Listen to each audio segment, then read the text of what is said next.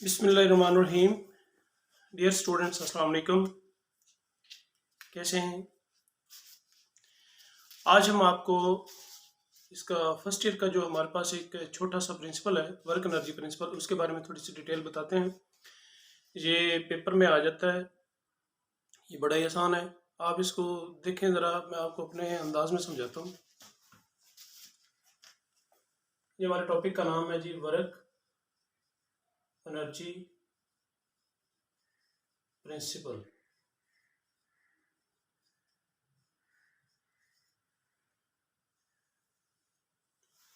Work energy principal.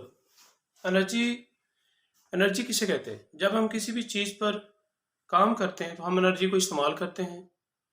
अब उस जो हम काम करते हैं, वो जो हमने उस पर अपनी फोर्स लगाई, वो एक एनर्जी की सूरत में लगी। तो हम देखते हैं कि वर्क और एनर्जी का अपना रिलेशन क्या है। तो हम जानते हैं कि फोर्स, न्यूटन के दूसरे कानून के मुताबिक F is equal to m में, ये फोर्स को इक्वेशन अगर 1 बनाते हैं आप, तो हमारे पास एक जिस्म है जो हमने एक्स एक्सिस के अलोंग मूव करवाया है। यहाँ पर मूविंग वो जिस्म था, उसकी इनिशियल वेलोसिटी थी vi, उसको हम ले गए उसकी इस पोजीशन पर, तो इसकी फाइनल वेलोसिटी है जी vf, और इसने ये जो डिस्टेंस कवर किया है ये है इसका d। एक जिस्म को हमने एनर्जी दी, उस एनर्जी ने इसकी पोजीशन को बदल दिया। एक मूविंग ऑब्जेक्ट को हमने जब उस पर फोर्स लगाई तो उस पर काम हुआ और वो अपनी स्पीड vi से vf की तरफ चला गया।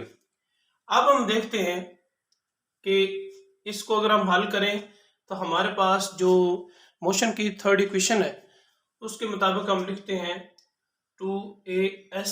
अब s की जगह पर हम लिखेंगे 2ad is equal to vf square minus vi square. अब इक्वेशन से हम डिस्प्लेसमेंट जो है वो अलग निकालते हैं। तो डिस्प्लेसमेंट अगर हम निकालते हैं तो vf square minus vi square, और हमारे पास ये 2a इसके नीचे डिवाइड हो जाएगा। और अगर हम 1/2a अलग करें तो ये vf square minus vi square की हालत में लिखी जाएगी।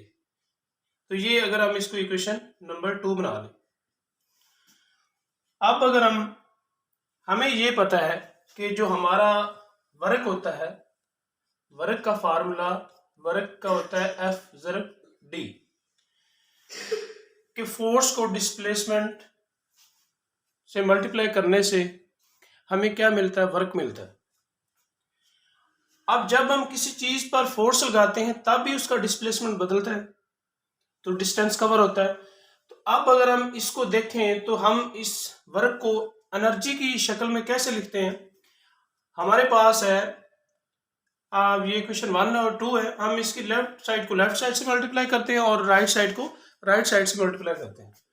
तो हम लिखते हैं F मल्टीप्लाई D, ये हो जाएगा m में मल्टीप्लाई 1/2a और vf square minus vi square. a से a कैंसिल हो जाएगा तो ये लिखा जाएगा m/2a vf square minus vi square. अगर हम इसको मल्टीप्लाई कर दें ये m को, तो ये लिखा जाएगा m vf square minus vi square over 2। इसको अगर हम अलग अलग लिख दें तो ये m vf square over 2 minus vi square over 2। इसको अगर हम इस अंदाज में लिख दें कि 1/2 m vf square minus 1/2 m vi square. ये जो इक्वेशन हमारे पास आ गई, इस साइड पर ये f को d से मल्टीप्लाई करने से ये हमारा fd बना। अब ये fd क्या है? ये वर्क है।